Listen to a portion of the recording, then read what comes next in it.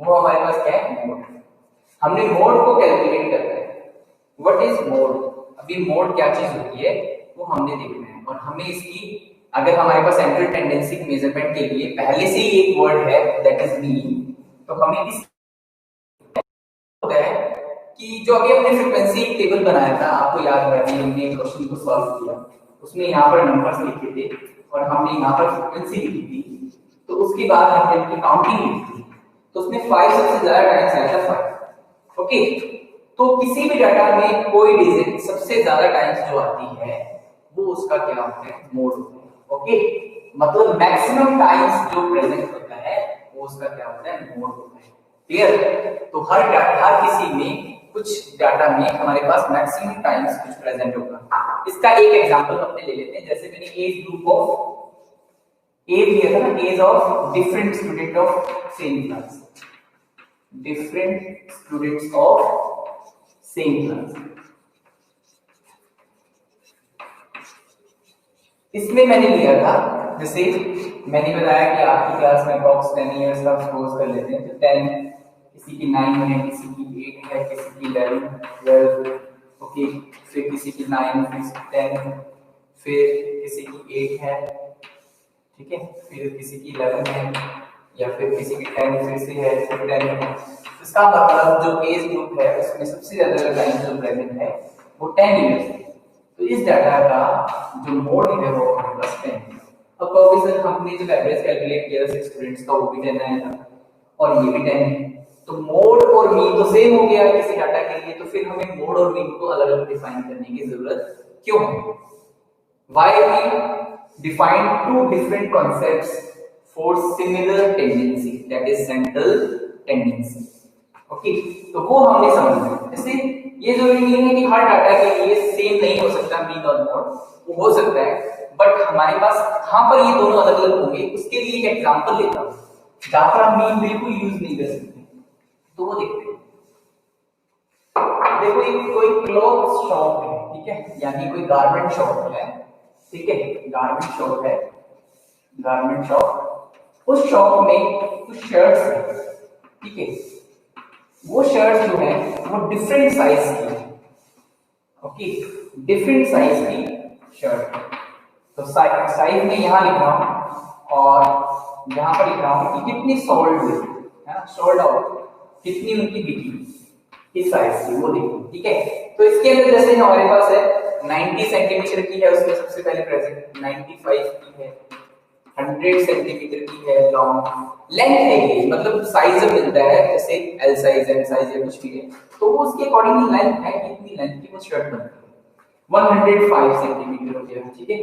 इस तरीके से हमारे पास क्या आ गया, अलग अलग आ गई, 105 हो गया, 110 ले लीजिए, 110 सेंटीमीटर। तो इनका जो सोल्ड आउट रेंज है वो हमारे पास है 8, 22, 32, ओके, नेक्स्ट वन 37 और ये 6, क्लियर, ये हमारे पास है। एंड टोटल हमारे पास आ गई, टोटल शर्ट्स कितनी सोल्ड आउट हुई, वो 105, वो 105, ये हमारे पास टोटल डाटा है, ओके।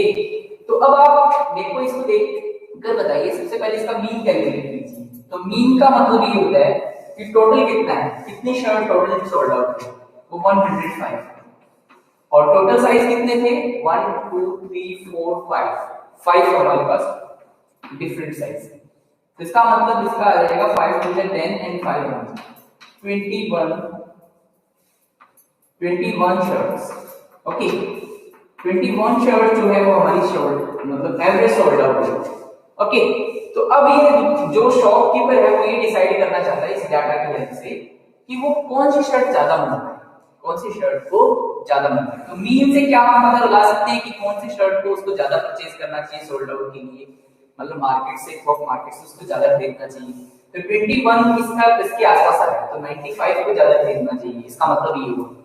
क्या आप जनरल नॉलेज से आप ये बता सकते हैं कि इसमें कौन सा डाटा हमें ज्यादा खरीदना चाहिए, वो है हमारे पास 100 सेंटीमीटर, क्योंकि वो सबसे ज्यादा सेल हुई, वो सबसे ज्यादा सेल हुई। तो 100 सेंटीमीटर 32 सबसे ज्यादा सेल नहीं, सॉरी मतलब 105 ज्यादा सेल हुई, तो इसका मतलब 37 37 सबसे ज्यादा सेल की वो कौन सी है, 105 centimetre.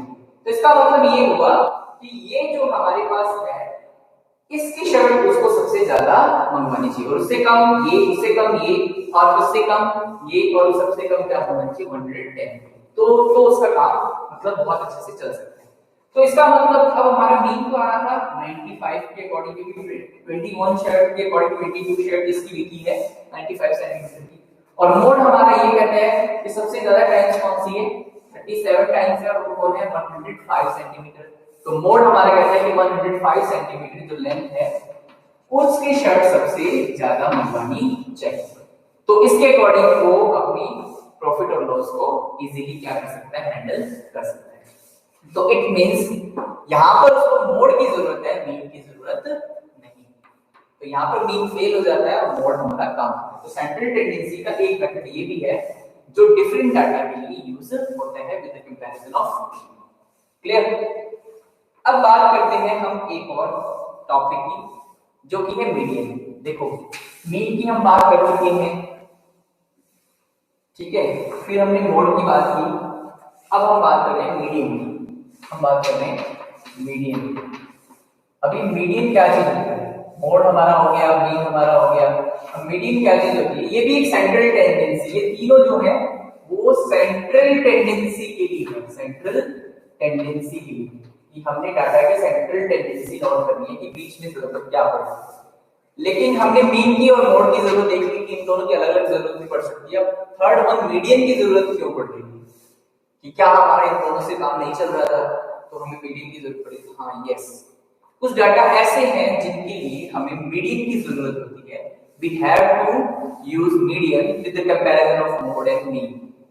How we can prove this, we have another take an example, okay, take an example to prove this, okay।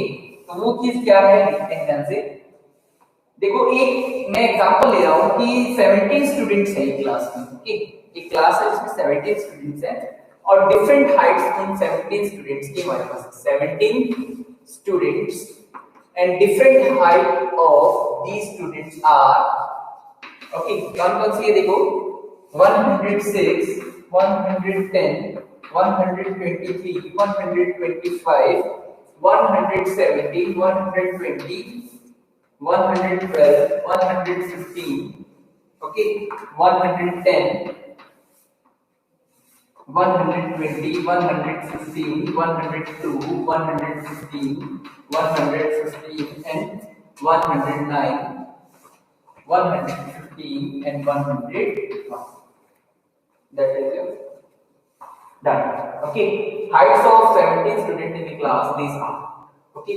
1, 2, 3, 4, 5, 6, 7, 8, 9, 10, 11, 12, 13, 14, 15, 16, 17. 17 students they are. Okay. And I am as a teacher and I decide that I have to divide this class into two groups to play a game. Okay, two groups में मेरे को इसको divide करना है, two groups में मेरे को इसको डिवाइड करना है, और वो दो ग्रुप्स जो हैं वो इस बेसिस पे होने चाहिए कि एक तरफ साइज स्मॉल हो और एक तरफ साइज लॉन्ग, मतलब सेम, मतलब एक स्मॉल हाइट वाले एक साइड और बिग हाइट वाले एक साइड। इस तरीके से मैंने इस पूरे डाटा को डिस्ट्रीब्यूट करना है।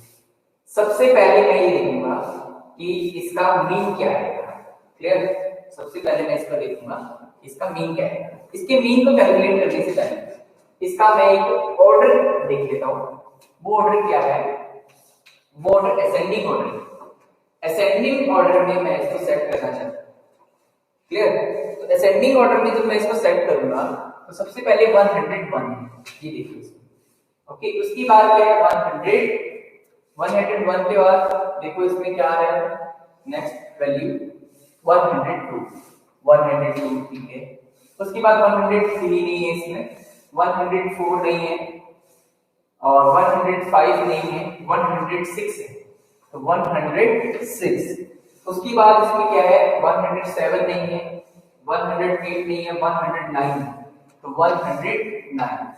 उसके बाद नेक्स्ट इसमें क्या है 110 है, 109 वन टाइम्स है 110, 110 इसमें कितने टाइम्स है, इसमें 1 2 टाइम्स 110, क्लियर। इसके बाद 111, 11 है इसमें, 111 नहीं 112, इसमें ये 112 वन टाइम्स तो 112। नेक्स्ट 113 नहीं है, 114 नहीं है, 115, तो 115 कितने टाइम्स है, ये 1 2 3 4 5 टाइम्स, 1 2 3 4 5, ये हो गया, क्लियर। नेक्स्ट वन हमारे पास कितना है कि इसके बाद 116 नहीं है इसमें, 117, 117 का राइट कर देता हूँ, 118 नहीं है, 119 भी नहीं है, 120 है इसमें, 1 ओके 1 है तो 120। नेक्स्ट वन कितना हुआ 121 नहीं है इसमें, 122 नहीं है, 123 है इसमें, one time, okay one time से 125 का है ये आ गया, ठीक है 117 120 123 125।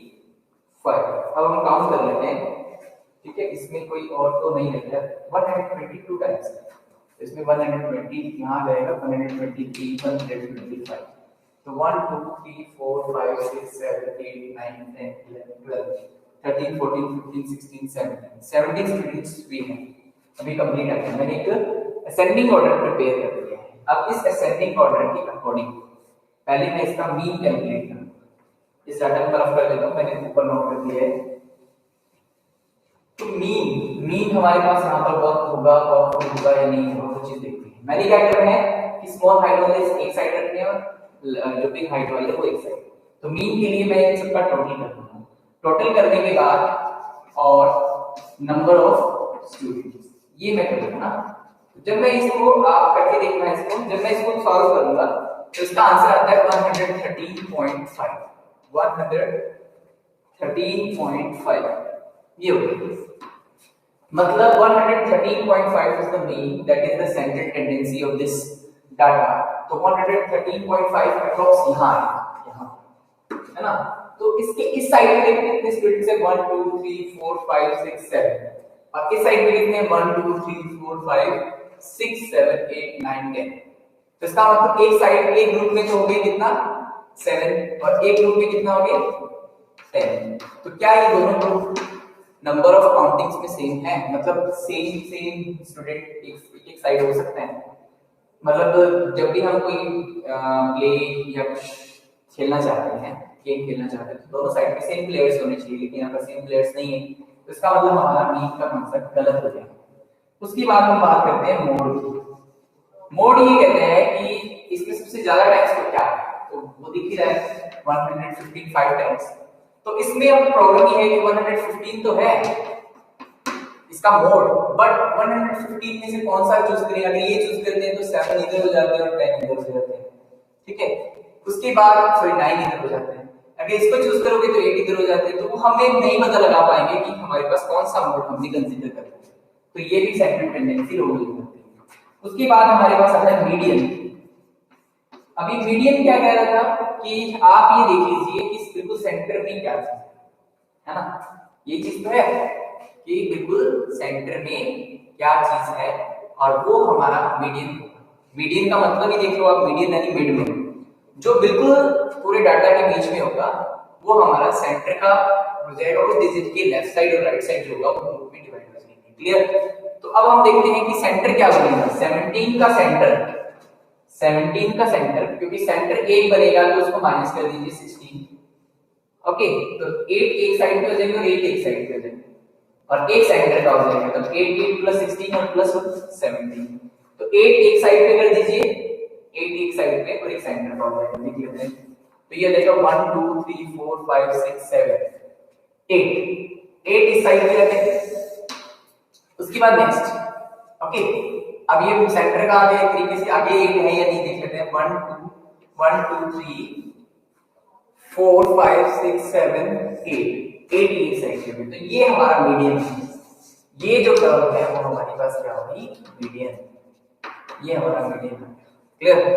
तो इसका मतलब ये मीडियन आ गया। तो अब हमारी जो ग्रुप की टीम है वो फर्स्ट ग्रुप में भी 8 कैंडिडेट्स हैं और सेकंड ग्रुप में भी 8 कैंडिडेट्स हैं। तो हमारी प्रॉब्लम सॉल्व। तो यहाँ पर मीडियन जो 150